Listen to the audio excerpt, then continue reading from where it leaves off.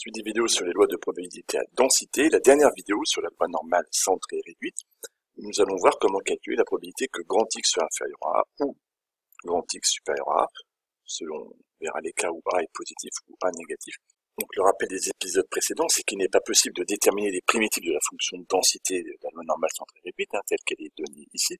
On pourra donc utiliser les calculatrices, évidemment, et aussi les propriétés de la courbe. Nous allons voir comment utiliser les propriétés graphiques pour des calculs de probabilité classiques du style P de grand X inférieur ou égal à A ou P de grand X supérieur ou égal à A. Lorsque l'on doit calculer P de grand X inférieur ou égal à A, donc on comprend bien que cela correspond en fait à l'aire sous la courbe qui est ici, là, qui est en bleu, et bien, comme il est des fois plus simple de calculer la probabilité sur un intervalle, et que là, eh bien, la probabilité en bleu, court vers moins l'infini, et on n'est pas sur un intervalle fini, donc le calcul peut s'avérer un petit peu compliqué. Si on a compris que la probabilité de tout sur tout ce domaine-là, qu'à l'infini, est égale à 1,5, eh bien, la probabilité que grand X soit inférieur ou égal à A, donc la bleue, c'est bien 1,5, la probabilité en rouge, moins la probabilité que grand X soit compris entre A et 0, celle qui est en bleu ici.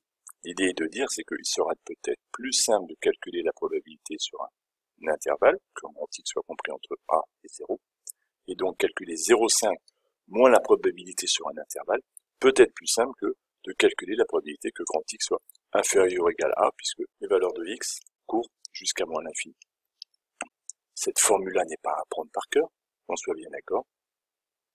Tout se retrouve gentiment en faisant un graphique et en comprenant que, grâce à la symétrie par rapport à l'axe désordonné, l'aire sous la courbe du côté négatif ou du côté positif est égal à 0. Si maintenant je me pose la même question, P de X inférieur ou égal à A, mais avec A positif, eh bien c'est exactement la même chose. L'aire qui est assurée à gauche ici, en bleu, vaut 1,5. Et donc P de grand X inférieur ou égal à A est égal à 1,5 plus la probabilité que grand X soit compris entre 0. Il suffit donc de faire la somme de cette R-ci plus cette deuxième R. L'idée est de dire, comme à chaque fois, que la probabilité entre 0 et A est plus facile à calculer, puisque X appartient bien là ici à un intervalle complètement défini, alors que la question qui m'était posée, P de grand X inférieur ou égal à A, me faisait courir la valeur de grand X sur un intervalle qui était infini, puisque grand X n'a pas de limite pour les valeurs négatives. Il est hors de question d'apprendre ces résultats par cœur. Un petit graphique au brouillon vous permet de retrouver ces formules-là. Elles ne sont surtout pas donc à apprendre par cœur. Le troisième résultat qui vaut le coup d'être connu, c'est quand on a avec maintenant supérieur ou égal, P de grand X supérieur ou égal à A avec A qui est négatif, et bien on comprend bien que l'aire qui est en bleu sous la courbe, là, la probabilité que grand X soit positif est égale à 0,5, c'est tout ce qui est à droite que j'ai assuré. Il faut donc simplement lui ajouter la probabilité que grand X soit compris entre A et 0, A étant négatif.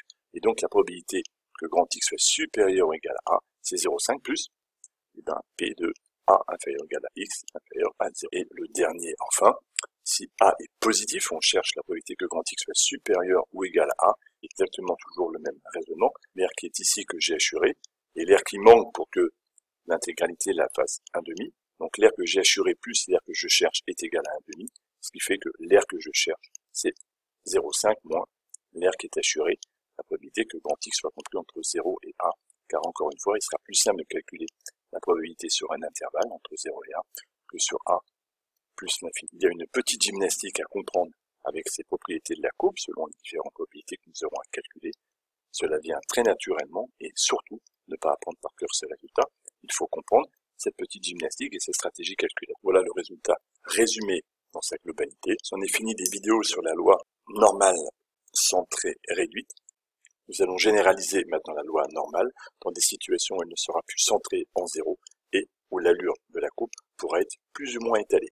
Ce sera l'objet des prochaines vidéos.